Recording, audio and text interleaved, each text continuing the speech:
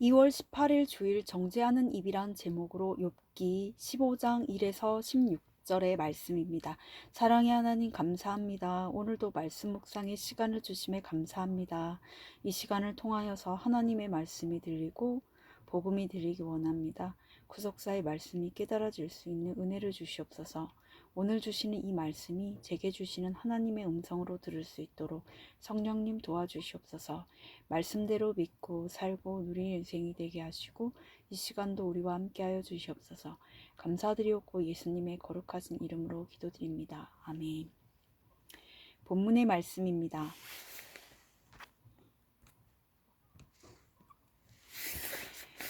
대만 사람 엘리바스가 대답하여 이르되 지혜로운 자가 어찌 헛된 지식으로 대답하겠느냐. 어찌 동풍을 그의 복부에 채우겠느냐. 어찌 도움이 되지 아니하는 이야기 무익한 말로 변론하겠느냐.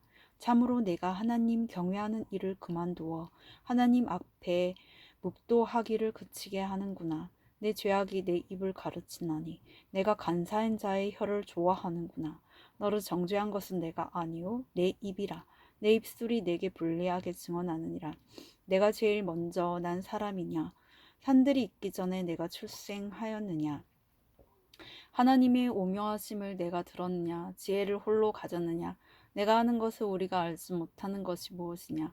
내가 깨달은 것을 우리가 소유하지 못한 것이 무엇이냐? 우리 중에는 머리가 흰 사람도 있고 연로한 사람도 있고 내 아버지보다 나이가 많은 사람도 있느니라. 하나님의 위로와 은밀하게 하시는 말씀이 내게 작은 것이냐? 어찌하여 내 마음에 불만스러워하며 내 눈을 번뜩거리며 내 영이 하나님께 분노를 터뜨리며 내 입을 놀리느냐? 사람이 어찌 깨끗하겠느냐? 여인에게서 난 자가 어찌 의롭겠느냐? 하나님은 거룩한 자들을 믿지 아니하시나니 하늘이라도 그가 보시기에 부정하거든. 하물며 악을 저지르기를 물마신 같이 하는 가증하고 폐역한 사람을 용납하시겠느냐? 아멘. 도움말입니다. 묵도하다는 눈을 감고 말없이 마음속으로 빌다를 말하고 증언하다는 증인으로서 사실을 진술하는 것을 말합니다. 가증하다는 괘씸하고 얄밉다는 뜻입니다. 본문 요약입니다. 엘리바스가 욥에게 내가 계속 무익한 말로 변론하려느냐고 따집니다. 그는 또 내가 제일 먼저 태어난 사람이냐고 핀잔하며 하나님의 위로와 말씀이 내게 작은 것이냐고 충고합니다. 그리고 하나님 앞에서 깨끗한 사람은 없다고 단정하여 말합니다.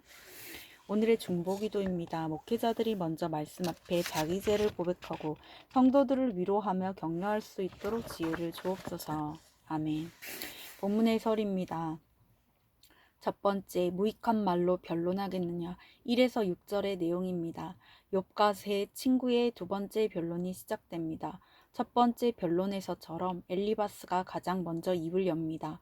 첫 번째 변론보다 좀 더 강한 어조로 이야기할 뿐 인과응보를 따지며 욥을 정죄하는 그의 태도는 그대로입니다. 엘리바스는 여전히 욥이 죄를 지었기에 하나님께 징계를 받는 것이라며 힘들어하는 욥에게 고통의 짐을 더합니다. 고통 중에 있는 지체에게 바른 말로 지적만 하는 것은 상대방을 더 괴롭게 할 뿐입니다. 바른 말보다는 채율과 위로가 먼저입니다. 적용 질문입니다. 고난을 받는 지체에게 채율과 위로 없이 당신의 죄를 보세요라고 몰아세우지는 않습니까? 두 번째, 내가 제일 먼저 낫느냐.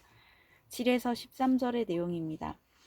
하나님께 분노를 터뜨리는 욥에게 엘리바스는 내가 제일 먼저 난 사람이냐, 내가 지혜를 홀로 가졌느냐고 말하며 그를 강도 높게 비난합니다. 이렇게 말하는 그의 심중에는 내가 너보다 나이가 많고 경험도 많기에 훨씬 더 지혜롭다는 교만이 깔려 있습니다. 자기 나이와 경험을 바탕으로 그저 욥을 가르치려고만 한 것입니다. 이렇듯 교만하여 다른 사람의 말을 들으려 하지 않고 오로지 가르칠 생각만 한다면 상대방은 거부감을 느낄 수밖에 없습니다. 적용 질문입니다. 남의 말을 들으려 하기보다 내 생각과 내 경험과 지식으로 가르치려고만 하지는 않습니까? 세 번째, 사람이 어찌 깨끗하겠느냐. 14에서 16절의 내용입니다. 엘리바스는 사람은 가증하고 부패하여 물을 마시듯 악을 저지르기에 주 앞에서 깨끗하고 의로운 사람이 없다고 말합니다. 물론 그의 말이 틀리지는 않지만 내가 죄를 지어 고통받는 것이니 속히 회개해야 한다는 자신의 주장을 정당화하려는 말이기에 시의적절하지는 않습니다. 당장 힘들어하는 욥에게 필요한 것은 위로와 격려지 정죄하는 말이 아닙니다. 내가 100% 죄인이다라는 고백은 욥처럼 고난받는 사람의 입에서 나올 때 더욱 힘이 있습니다. 적용 질문입니다. 사람은 100% 죄인이다라는 말을 상대방에게 적용합니까? 나에게 적용합니까? 오늘 기도하기는 고난 가운데 있는 지체를 위로한다고 하면서도 그의 말을 듣기보다 내 경험과 지식을 앞세워 내 주장만 내세우려고 하는 저를 불쌍히 여겨주옵소서. 듣기는 속히 하고 말하기는 더디하길 원합니다. 100% 죄인인 바로 나 자신임을 고백할 수 있게 하옵소서. 아멘. 묵상 간증입니다. 마땅히 책망받아야 할 자란 제목으로 유석준님의 말씀 적용글입니다. 작년에 교회 소그룹 리더로 세워진 저는 욥처럼 하나님을 경외하며 악에서 떠난 자가 되리라 다짐했습니다. 그러다 얼마 뒤 대학병원에서 눈 수술을 받게 되어 공동체의 중보기도를 요청했습니다. 그리고 이번 일을 계기로 금주하겠다고 선포했습니다. 하지만 저는 수술 후 시력이 회복되자 언제 그랬나는 듯이 다시 음주 가무를 즐겼습니다. 그러면서도 공동체에서는 계속 금주를 적용하고 있는 척하며 지체들을 속였습니다. 그렇게 이중적인 생활을 하다 보니 마음이 편하지 않았습니다. 그런데 얼마 지나지 않아 이번에는 입술과 다리에 피부병이 생겼습니다. 너무 가려워 긁어대니 입술과 발목의 피부가 벗겨지면서 진물이 났습니다. 그럼에도 저는 며칠 쉬면 괜찮아지겠지라며 내가 하고 싶은 대로 생활했습니다. 이렇게 정신을 못 차리다 며칠 후 법원으로부터 전셋집이 경매에 들어갔다는 통보를 받게 되었습니다.